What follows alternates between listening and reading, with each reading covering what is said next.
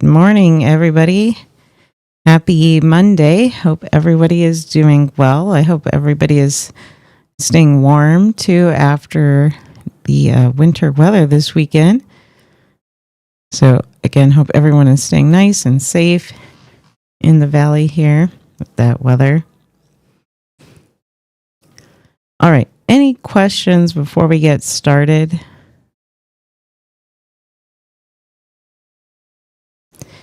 And so I'm a little concerned since I was grading our labs, and it seems to be kind of a mixed bag on the stoichiometry, whether people understand that or not. And so maybe I'll go over some examples. Let's actually look at the lab before we get started. So I'm talking about the moles and formula lab. So that was, I think, from last week or 2 weeks ago. And we had this moles and chemical formula. And so some people had some issues with it. So let's do some of this together. And so let's try number 1, because a lot of people got this one wrong. And if you understood how to do this one, then you can totally do the other post-lab questions.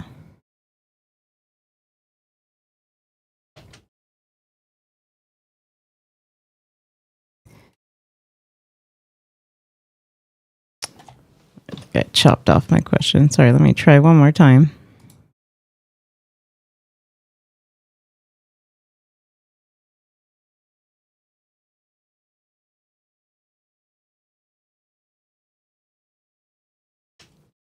All right, so we have this question. A student heats up 4.75 grams of copper sulfate and copper 2 sulfate pentahydrate in order to drive off the waters of hydration. At the end of the experiment, the mass of the anhydrous copper 2 sulfate is determined to be 2.82 grams. Write the balanced equation. Use it to calculate the theoretical yield and then percent yield. And so let's just start off. So first thing, this is why our naming chapter was important. So we have to write our formula. So copper 2, remember that's copper in the 2+ oxidation state. Sulfate is already SO4 2 minus. So they're just in this 1-to-1 ratio of copper sulfate. And so let's write out the reaction that we were doing. And so that is, and right, so it tells us pentahydrate. So we have copper sulfate with 5 waters. And so realize all that we were doing, and I know it kind of sucks being online. It really does. So I keep emphasizing to you guys, if you want to come into lab and do some of these experiments or get like a better understanding, then, you're more than happy to set that up with me. Especially, it's the end of the quarter, so get those questions answered.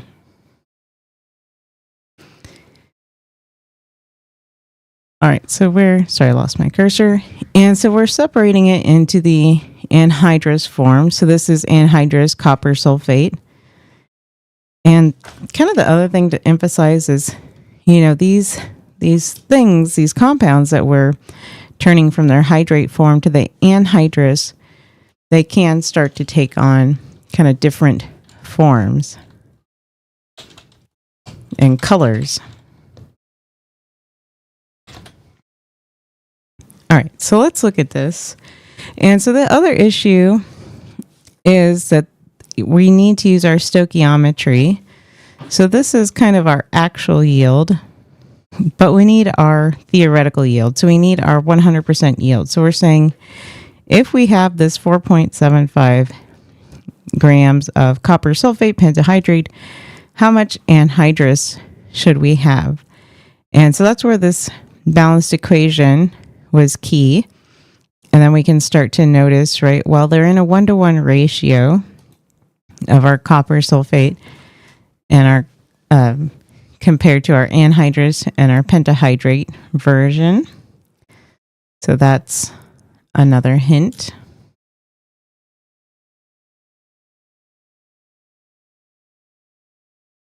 Oh, here's a good picture, by the way. So I was saying, right, these things change colors. So our copper sulfate, our pentahydrate would start off this blue color, and then if we dry it out, so notice there's different forms of it as well. So there's also monohydrate. But if we took it all the way down to the anhydrous, it'd be more of this whitish, grayish powder instead. Obviously, with the experiment that we did with the magnesium sulfate, that one is a little harder to notice just because it goes from crystalline to more powdery, and it's still white. So not as cool as like a copper or a nickel compound. All right.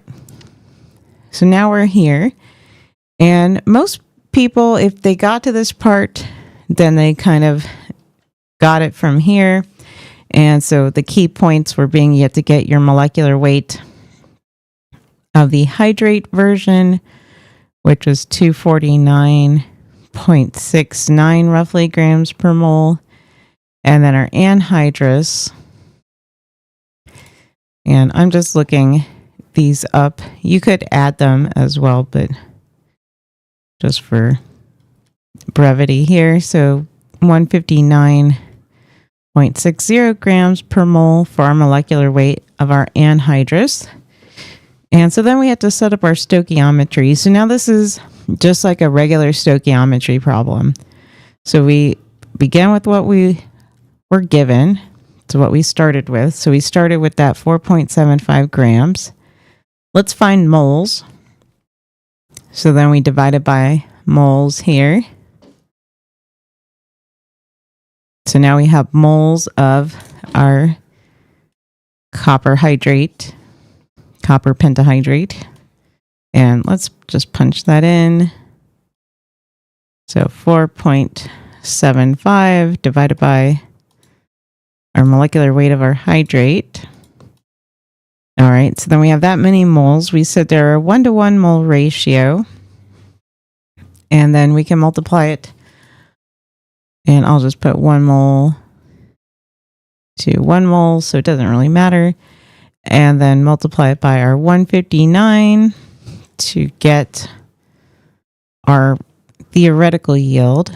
So now this is right what we expect. If everything goes well, we don't spill any on the bench top or something like that. So we should get 3.03 grams for a theoretical yield. Notice the 3 sig figs, right, based off of the problem.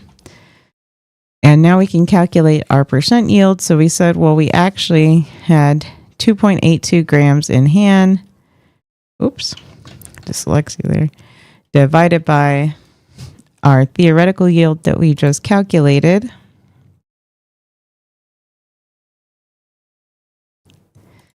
And then we need 3 sig figs on that. So about 92, actually looks like I should have rounded to 9. Yeah, so 92.9%.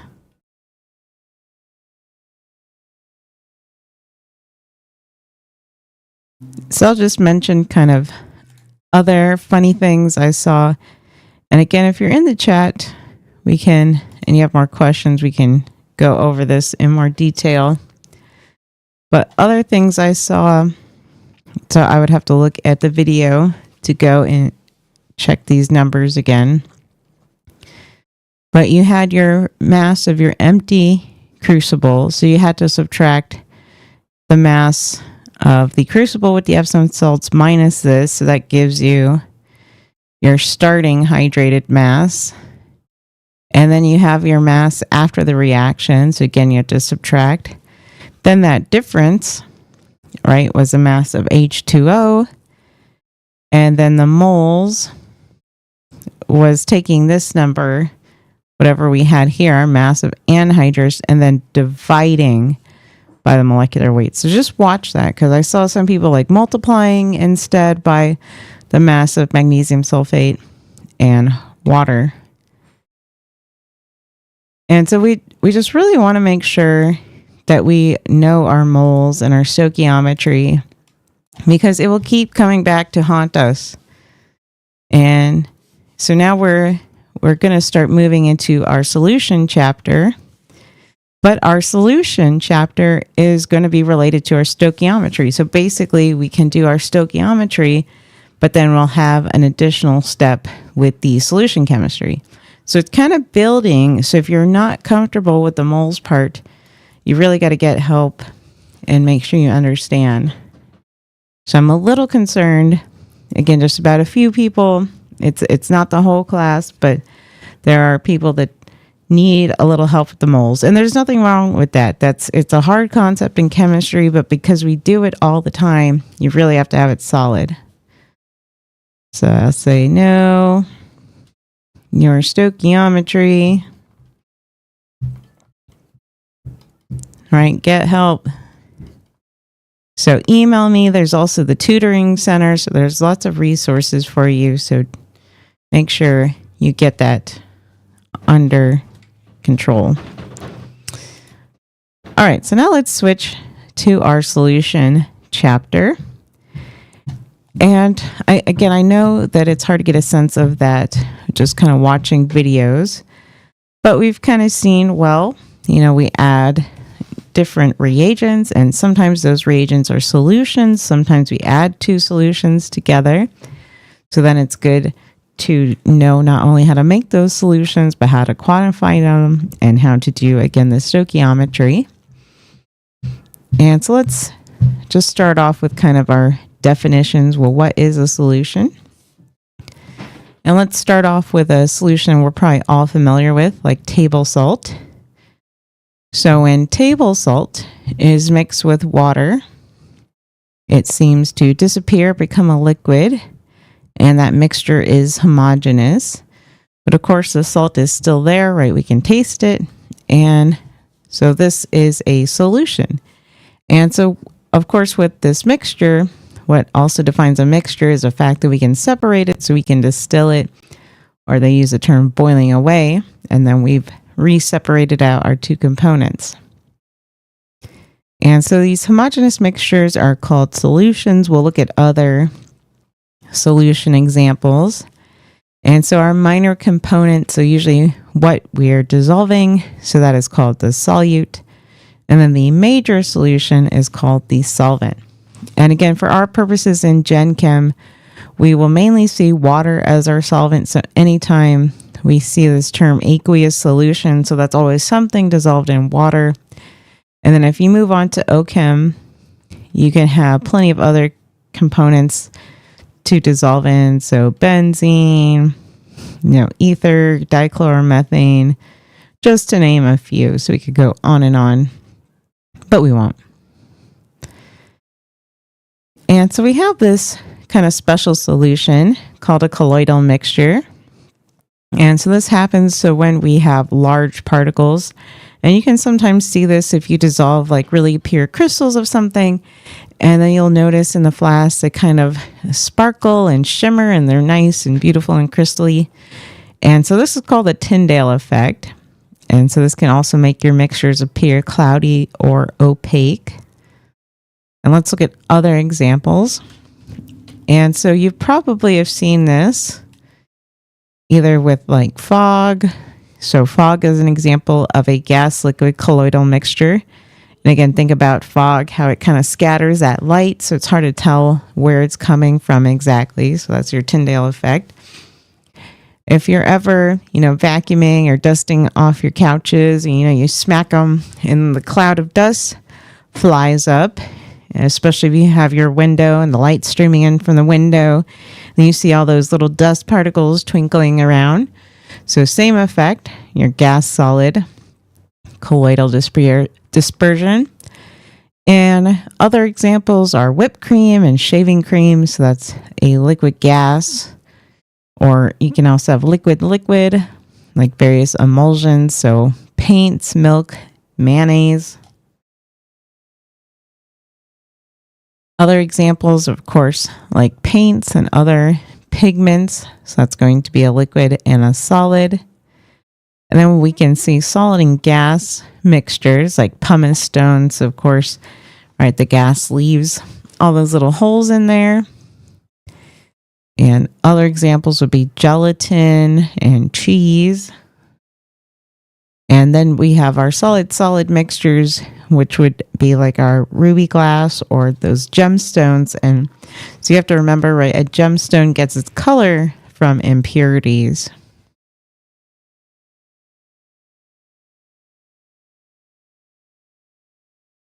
All right, so now let's consider these two solutions.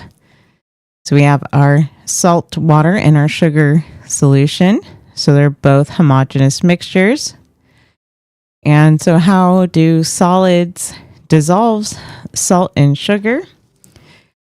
And so we have this concept of like dissolves like.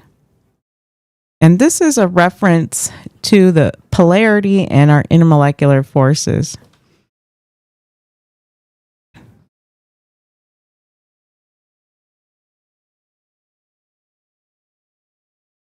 And so when we think about that, if we take something, non-polar, like hexane, and so now let's give a safety tip.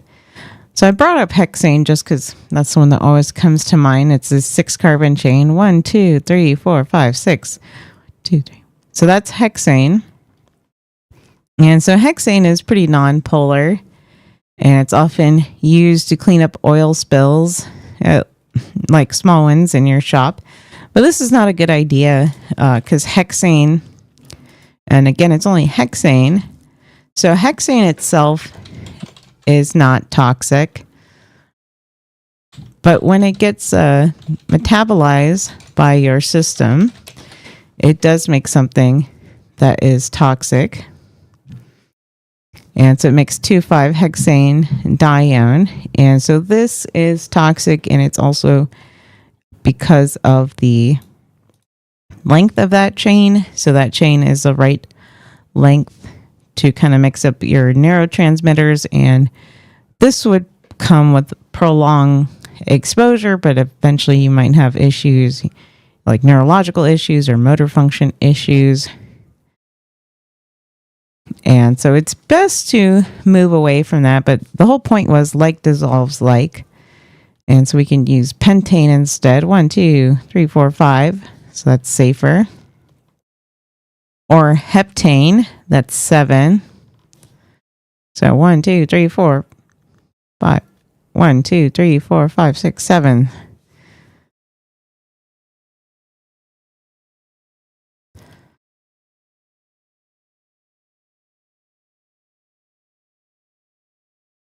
So that's why you want to use like a non-polar solvent to dissolve against something non-polar like oil.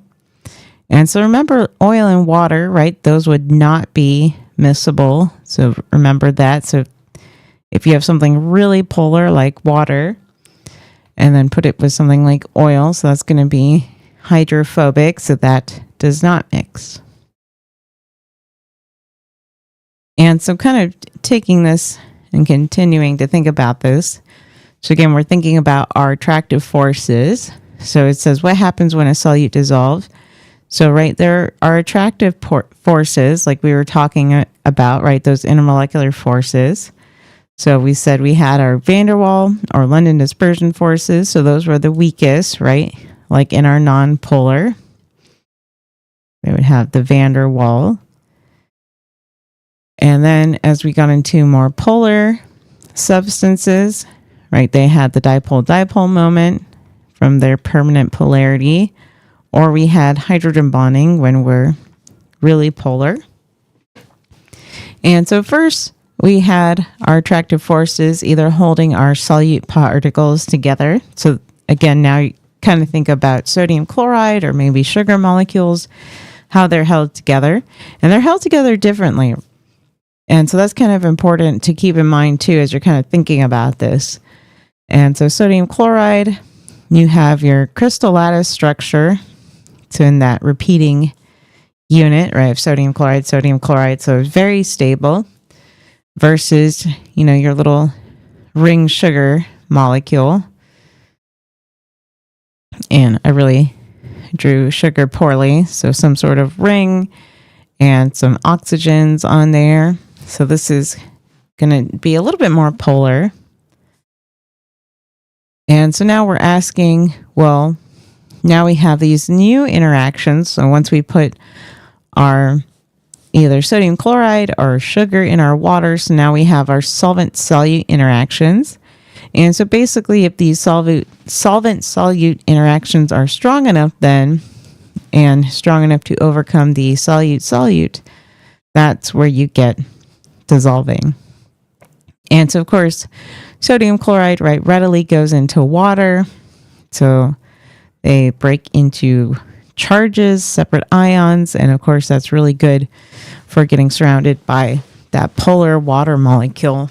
And sugar still dissolves. Let me pull up a picture of sugars. Let's do fructose. So there's lots of different sugars. So this is our variety of sugar found in fruit. And there was my poor attempt to draw some OHs on there. So it's going to be polar, a little bit of hydrogen bonding there. But it'll go into water as well.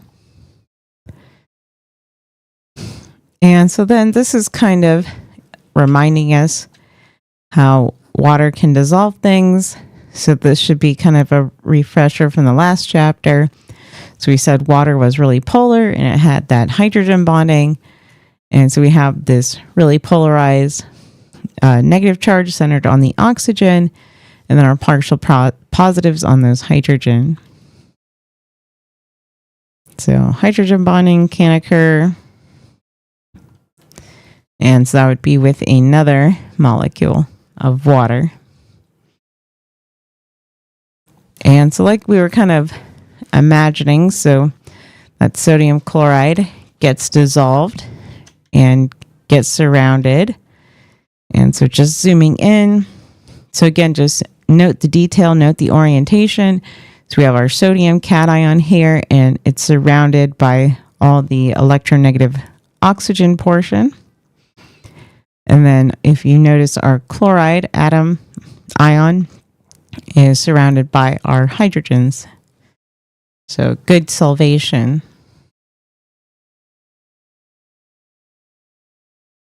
And so then we would see, so these are now ions in solution. So again, free ions. And what's always fun is this light bulb demo. And so again, if we were in class, we would do that.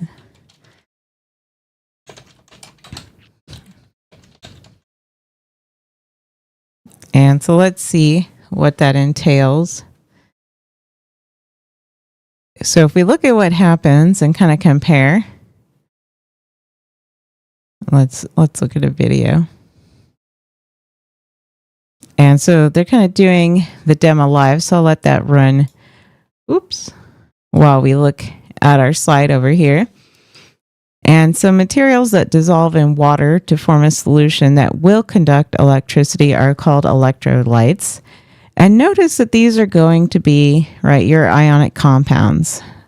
So they have a cation and anion component. So then when they break up in solution, and this is kind of the key point, is not only are they free ions, but they're floating around, right? So this is compared to our block of sodium chloride crystal, or even, if we were to just take a ton of salt and try to just conduct electricity without water, nothing would happen here. So let's kind of fast forward, blah, blah, blah. He's making his solutions, stirring them up. Okay, really dissolving a lot. So where's our light bulb? There we go. So now, and so let's take a look at this light bulb. So it's the same diagram we have here. So we have our circuit, and then it's broken, obviously, right here. So here's our electrical source. We have a circuit, broken circuit. So then the question is, can our solution complete the circuit? And so now he sticks the light bulb, and then you don't want to touch it. I assume he's giving safety tips. We could listen, but it's kind of easier if I just talk over him. So then, come on, put it in. Oh, he's going to go in the sugar. When do we actually start sticking stuff? There we go, sugar. So nothing happens with our sugar. And so this would be considered a non-electrolyte. So it does not disassociate in solution. So it's still one discrete sugar. So there's no ion, right? So there's no way for it to transmit electricity. And he should have wiped it off a little better. Except when you wipe it off, you don't want to complete the connection with your body. And you certainly never want to touch these two things with your hands like that, because you don't want to complete the circuit such that it goes through your heart. So safety tip. All right, so now he's finally going to put it in the salt. Come on. Woo, nice and bright. And so that's kind of cool there. And then we want to keep this in mind for our next chapter. And so I'll give a little preview if I can find a video, but I'm sure I can.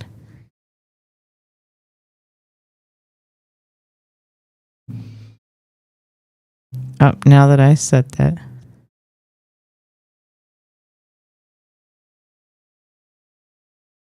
Yeah, let's try this video. So now they have a bunch of acids. Oh, they're just testing the conductivity itself, not just with the light bulb, which is a little less exciting, at least for us. We want to see the light bulb. Maybe I'll have to find my own videos. Ah, here we go. So let's look at this acetic acid. And so let's see if the acetic acid works.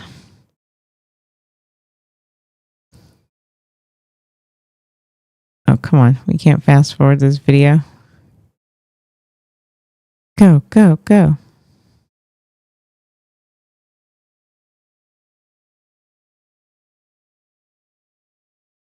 Okay, clearly I don't know how to work these YouTube shorts.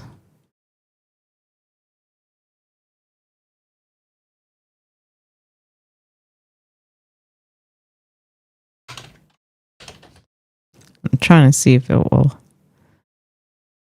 Oh, I don't think you need to turn off the light. That's a little dramatic. This is why I don't like YouTube.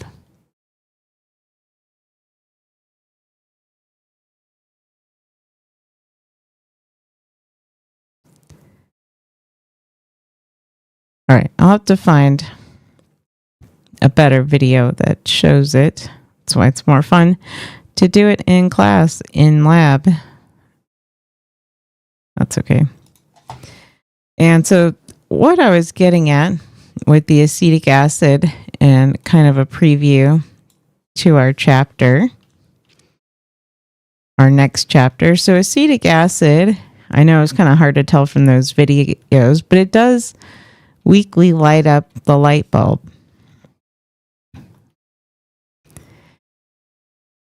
And so we're going to answer why this is in the next chapter. But kind of the preview to this is acetic acid is a weak acid, so it's partially dissociated.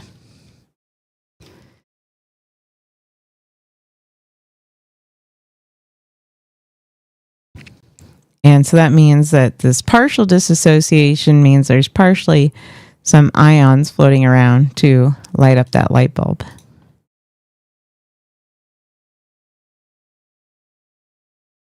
And so again, here's our just kind of molecular comparison of our ionic compounds that are electrolytes. So again, right, our ionic compounds are our electrolyte solutions. I misspelled electrolytes. And so those disassociate, right? Those light up the light bulb versus anything that's a molecule. So anything that is a molecule, right, does not disassociate.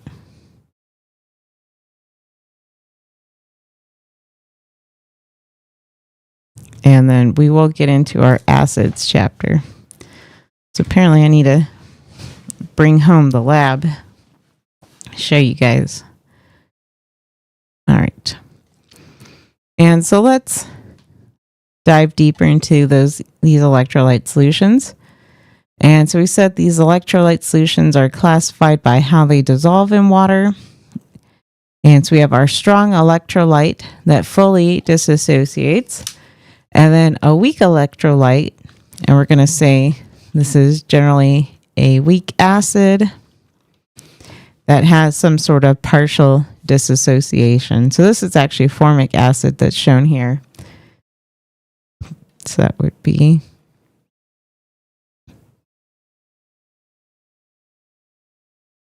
so there's our formic acid, and then it has a weak disassociation.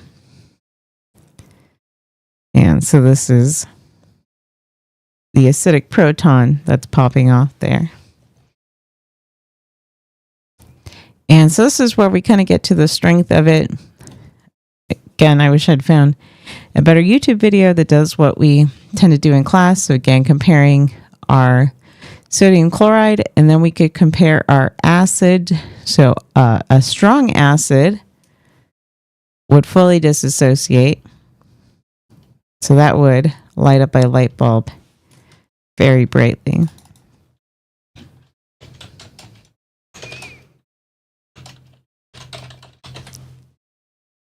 I'm still trying to find maybe a better video in the meantime.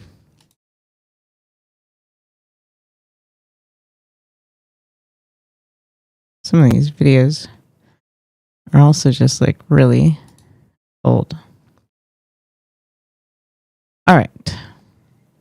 So here's a good, at least still shot comparing our a non-electrolyte, so no light bulb, and then our weak light bulb with our acetic acid, and then strong with our sodium chloride. Here we go. I think I found a better video. And let's try to full screen this. Oh, still my music going. So let's see. So let's kind of compare. And so this is kind of interesting too. So let's go back in his video. So we do distilled water. So distilled water is water that has had, right, some ions removed. And so this is also cool to think about. And especially, I don't know if you've seen that with our Medford water, that they're adding, they're changing the pH. They're adding sodium hydroxide to it. So a few more ions probably in solution. And so your tap water has lots of ions, but then distilled water that we try to use in science lab, it's gone through at least some reverse osmosis generally to get rid of some ions. And so let's see this. Take much ions to corrupt distilled water. Tap water, again, is not enough to make this light bulb light, but if we use the other conductivity tester, we will definitely see it starting to blink. So there are enough ions in tap water. Yeah, so this guy looks like he has two different light bulbs. So you saw that big incandescent light bulb. And so sometimes if your water is really hard, I have seen tap water light up like a regular light bulb. But again, that would depend on like your region, how hard the water is. So that's kind of cool. And then let's skip over. So he does the sugar water. And let's skip over to acetic acid. Only some of the molecules of acid dissociate into the H plus and the acetate ion. But if I take my little guy in there, you'll see it blinking away. There are enough electrolytes in there to cause the LED to light, but the proof is in the pudding. Let's put the big bulb in there. So look at that. All right, so it's enough to actually cause this bulb to light. Notice that we weren't seeing it any other times, but there's a lot more electrolytes in here. Okay. Remember also the idea of being a weak or strong acid, a weak or strong electrolyte has nothing. Yeah, this is a good key point, and I'm glad he put this in the video, and we'll re-emphasize it, right? So weak versus strong. Right now, we're just talking about ability to disassociate, and this has nothing to do with concentration or how like dangerous it is. So exactly, actually HF, hydrofluoric acid. And, you know, if you guys have watched some TV, usually that's what they, you know, always dissolve like bones in the HF. And so that's like a scary, dangerous acid, but that's actually a weak acid. Again, not because it's not dangerous or anything, but just because it has this partial dissociation. And so I think that's what we want to get from that video. Let me see. So he does sodium chloride. So again, you can see that's pretty bright. Oh, sweet. He does sulfuric acid here. That would not have been my choice. I would have just picked hydrochloric or nitric. Much sulfuric acid you put in there, it's always a strong acid because it always completely dissociates. One drop in a bucket, strong acid. One drop in a thimble, still a strong acid, just a lot higher in concentration. So here we go. Let's see this light bulb. So nice and bright. Yeah. So again, and I can see we got some bubbles coming off here. So we got some electrolysis going on. We're splitting up the water into hydrogen gas and oxygen gas. So there you go. So that's the idea of electrolytes in solution. Nice way. All right, that was actually a really nice video just because he did so many. And again, that's usually what I try to do in my in-person class. It's just hard to have all those materials everywhere. All right. And let's get into... So we also introduced this concept of solubility. And so then we need to find some solubility rules.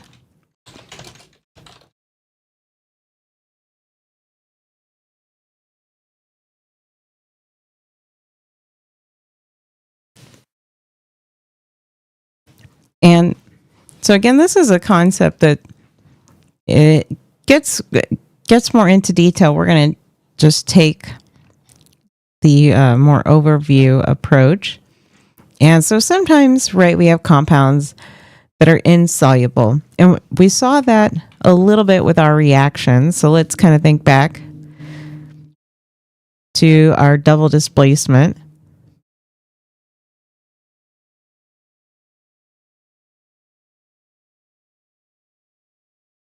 And so if you recall with our double displacement, and let's take an example. So we have silver nitrate aqueous plus sodium chloride aqueous. And then if we add them together, we would see some sort of whitish stuff, and that would be our silver chloride forming. And then we'd have our sodium nitrate that would still be aqueous floating around in solution. But that's the key point of the double displacement, is you have to have some sort of precipitate coming out of solution or a water formation. So just recall that. So driven by precipitate or water formation. So you have to have something that kind of drives this double displacement reaction forward. Otherwise, they're just ions in solution, right? So we could take, let's just, calcium nitrate plus sodium chloride. So that would give you calcium chloride and sodium nitrate, which are both aqueous. So you would not see a reaction. And so then kind of the question is, well, how do you know? Right? So we said it has to do with those solute-solute interactions and solute-solvent. And so we're basically saying that the solvent-solute interactions, right, can't overcome the solute-solute interactions. But, so this is kind of the next key step, right, is we can't just readily predict that. It's based on a lot of factors. So we kind of mentioned, it's based off the charges, the distance, blah, blah, blah. So we can't really predict this. And so the best way to do it is to test it. And then that's how we come up with these solubility rules. So I like this chart, and it's really just because it's laid out quite nicely.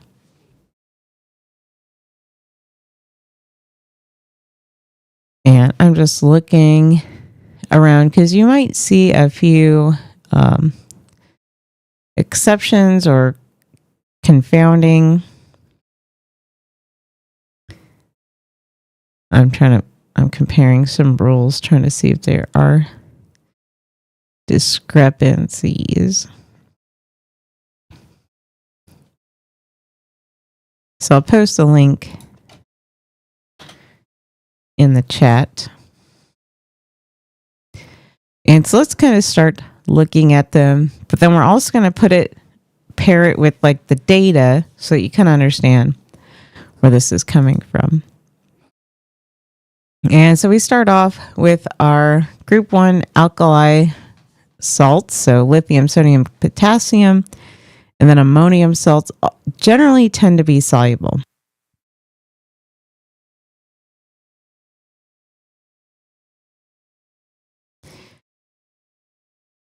And I'm just comparing this list, so it says kind of the same thing. So it says there are exceptions, but then it doesn't name them, which was a little annoying. That's okay. And then if we compare, then we have nitrates and acetates. Again, those tend to be all soluble. And so that's what this one says as well. So we have our nitrates soluble.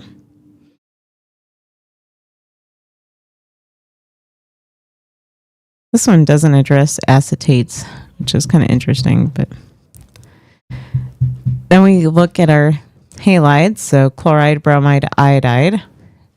So these tend to be soluble, except when they're paired with silver, mercury, or lead. And so that says, again, the same thing. So silver, mercury, and lead. So that agrees. And let's actually look up one of them so we can kind of see what it means to be insoluble. And so looking at silver chloride, so again, we say that's insoluble, but what does that mean? And so this is its solubility, 520 micrograms in 100 grams of water at 50 degrees Celsius. And then if you were to continue on and take my 200 level course, we would actually kind of quantify that more deeply involving this KSP. But that's beyond the scope of this course. So that's why we're just kind of taking it with these rules here. And then so it mentions, at least on this rule, that silver salts are insoluble. So again, that generally agrees. So it mentions that silver nitrate and silver acetate are soluble, but the others are not. So again, they kind of say the same things. I just like to look at different charts and say the same thing. Now we look at sulfate. So it says sulfates are soluble except for calcium, barium, lead, silver, and strontium.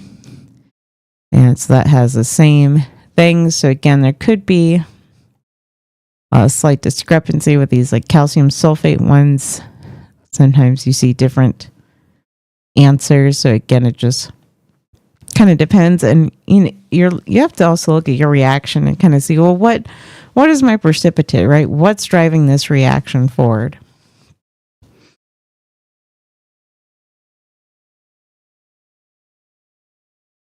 So now looking at our bottom. So according to this chart, this is saying generally insoluble now. And so let's look at the word. So it starts with sulfides. And so it says these are generally insoluble. So it lists a bunch. And while this chart lists a few exceptions, so it says sulfide with calcium, strontium, barium, those are soluble. The hydroxides can also be a little confusing. You find different wording slightly. So hydroxide with calcium, strontium, or barium can also be slightly soluble. And so we could look up, right, calcium hydroxide to get a sense of what that means quantitatively. So pull this up on Wikipedia. Again, Wikipedia is great for science, not great for current events or history. That's fine. And so solubility in water, notice this is a little higher than what we saw for silver chloride. So about 1.8 0.89 grams per liter. And it has this unusual decreasing solubility with temperature. And so that doesn't usually happen, but not quite clear, at least, just from here, what intermolecular forces are at play, because that's what you have to analyze is you have to analyze your solute-solute interactions versus your solute-solvent interactions. All right, back to these solubility rules, just kind of, again, putting them in context.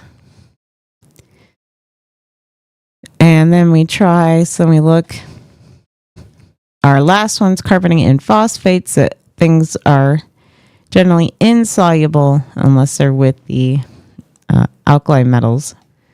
And then this one has a few more details, but nothing really crazy. So it mentions the carbonates again. Chromates are insoluble, and then these phosphates and fluorides.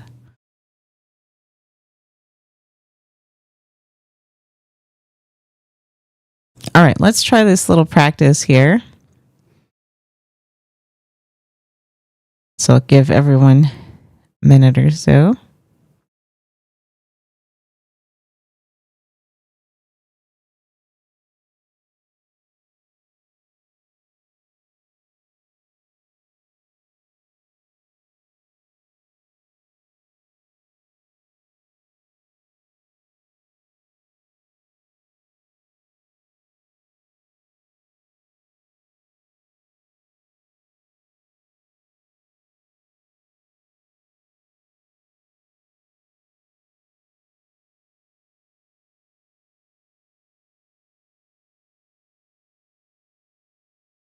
All right, let's go over them.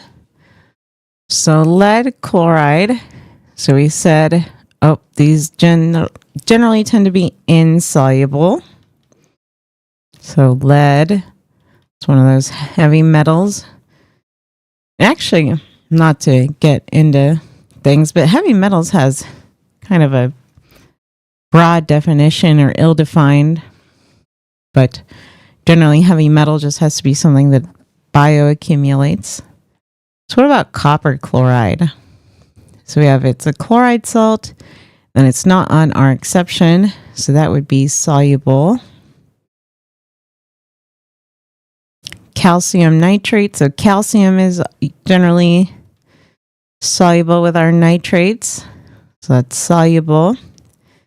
And then barium sulfate. So if you remember, that was one of our exceptions of being insoluble. That is insoluble.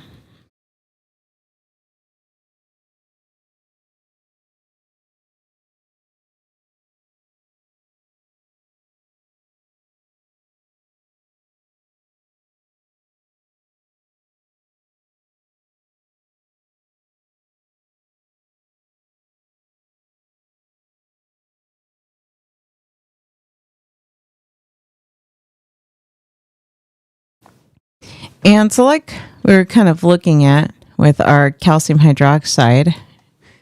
So again, in general, and you probably have seen this if you've ever tried to make like rock candy, this is a fun one, right? You heat up your sugar, water, make a super saturated solution, then you can cool it back down and make rock candy. And so for most solids, the solubility increases as the temperature increases. And so we can see this with most compounds. And here's, again, another exception with the cerium sulfate. And we can also add to this exception that calcium hydroxide that we had looked up. And again, not clear to me why that is. So, we'd have to maybe do some research on that, see what the literature says.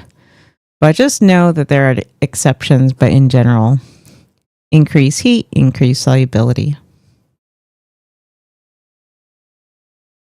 And so what is important is gases are the opposite. So I would put a star, gases opposite of solids.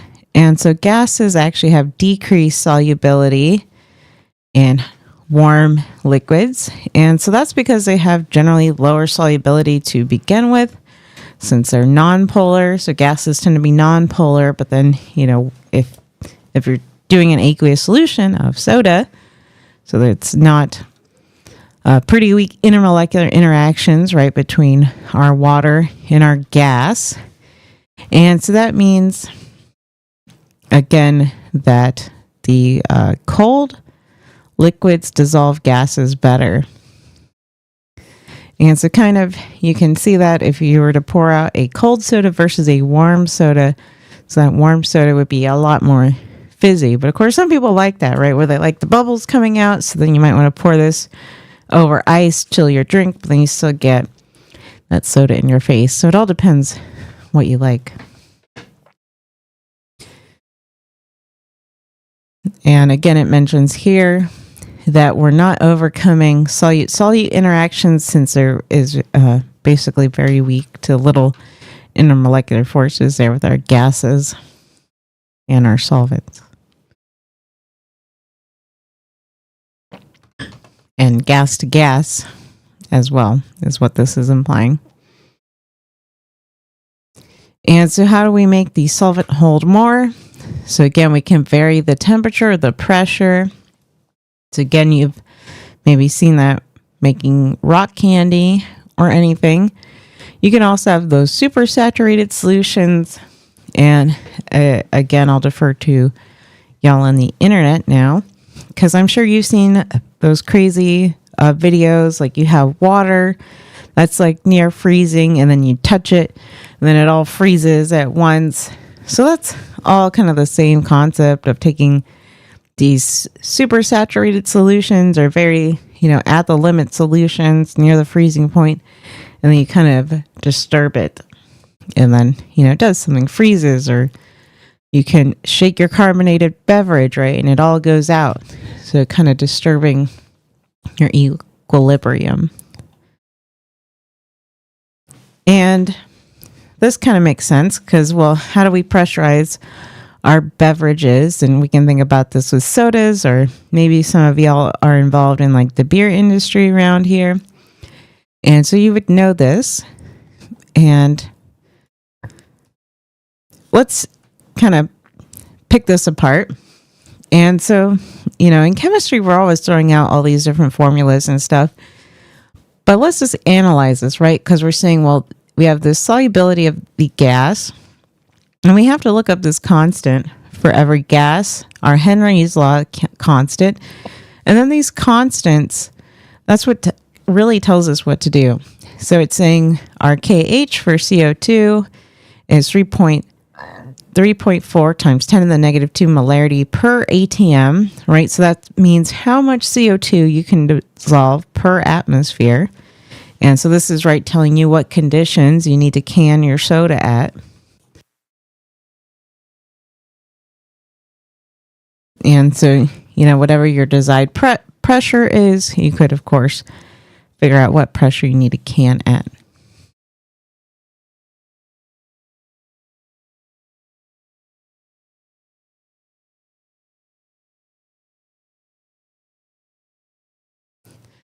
All right, I was just kind of looking ahead.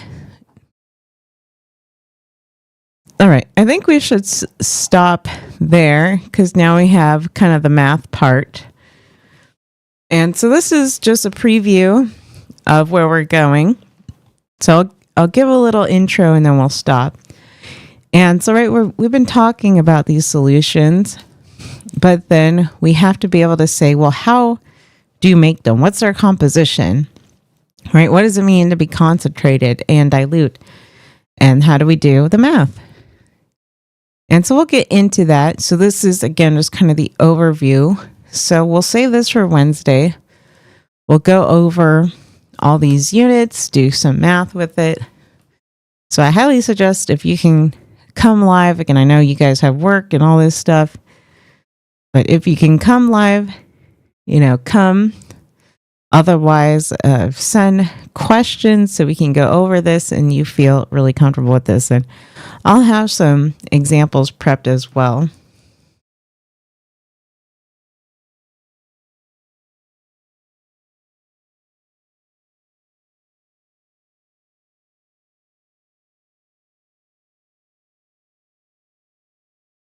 All right.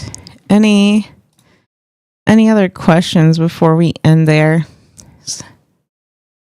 All right. So like I said, take this all in. We'll do the math on Wednesday. And yeah, I think that's about it. So again, keep asking me questions about the moles. Make sure you feel really good about your moles. Check your labs. I'm been trying to stay on top of grading for y'all so you can get feedback from me, but make sure you get that help too. All right. Thanks a bunch. I will catch y'all later. So I'll hang around on stream for just a few minutes just in case there are questions. And otherwise, I will catch y'all on Wednesday.